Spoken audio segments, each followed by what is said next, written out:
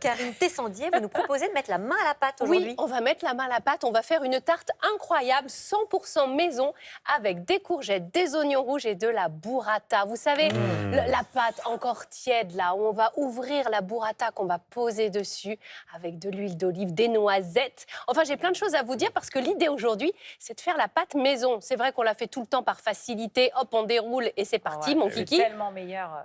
Fait maison, mais bien Ah, sûr, oui. en plus, on maîtrise la composition, on choisit sa farine, complète, semi-complète, sarrasin, châtaigne, que sais-je. Si on veut pas de gluten, on peut choisir et on peut mettre des graines à l'intérieur, des graines de courge, on peut mettre des herbes de Provence, des graines de sésame. Dans la pâte. Dans la pâte, Ah, super idée. absolument, on se fait plaisir. Ah ouais, Alors, super idée. on y va. Je vous montre comment réaliser cette tourte, cette tarte aux courgettes, oignons rouges et burrata.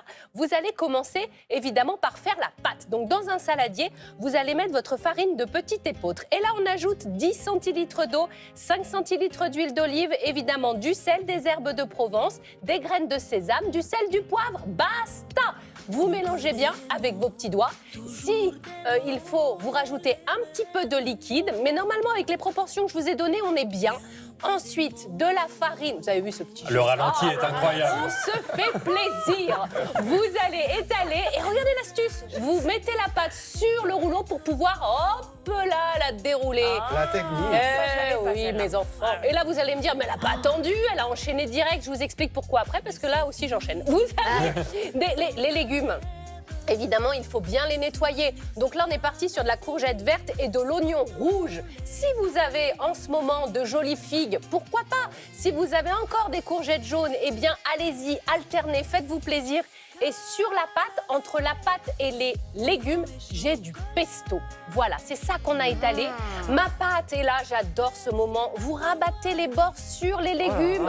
Regardez, ça fait vraiment un truc, genre c'est moi qui l'ai fait, quoi. ouais, Ah, bah, c'est il y a le côté rustique, maison, j'adore. De l'huile d'olive, des herbes de Provence, comme s'il en pleuvait. Et vous ne me l'avez pas demandé, mais la farine de petit épeautre, elle a un petit goût de...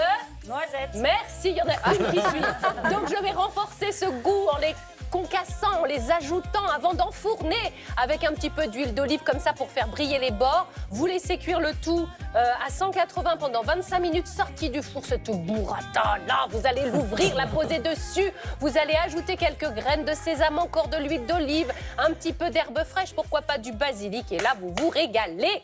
Voilà. Et 25 minutes, ça suffit à cuire la pâte. Oui, ça suffit. Et les Alors, légumes c'est toujours pareil. C'est les questions qui reviennent beaucoup. On me demande, ça dépend des fours. Ensuite, le mieux, franchement, quand vous le pouvez, c'est de préchauffer la plaque du four. Ah oui. Parce que Moi, je le pensais- temps que le four chauffe la plaque et la pâte, eh ben, c'est mieux si la plaque, elle est bien chaude. D'accord, Voyez, donc ça, on c'est bien. préchauffe 10 minutes et Oui. il ne faut pas préchauffer la pâte. Précuire non, la non. pâte. Moi, je Précuire pensais la pâte. qu'il fallait Non. précuire les pâtes avant de mettre les légumes dessus. Ah, parfois, oui, mais là, dépend des non. légumes. Et puis, Après, comme je c'est suis pas très- patiente, je l'ai même pas laissé reposer. Vous savez, une pâte, c'est élastique. On dit toujours, même pour la pâte à crêpes, vous laissez reposer, etc.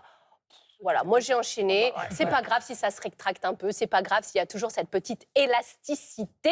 Voici la liste des ingrédients. Pour la pâte, vous l'avez vu, c'est très simple. Encore une fois, n'hésitez pas à faire avec ce que vous avez. Vous voulez mélanger les farines, pourquoi pas? N'hésitez pas. J'ai pris petit épeautre parce qu'il y a moins de gluten que dans l'épeautre. L'indice glycémique est plus bas que la farine de blé, mais vous pouvez mélanger tout ça. Et puis sur le dessus, encore une fois, varier les plaisirs. Là, on a mis pesto courgette, mettez moutarde à l'ancienne tomate. Ah, pourquoi pas?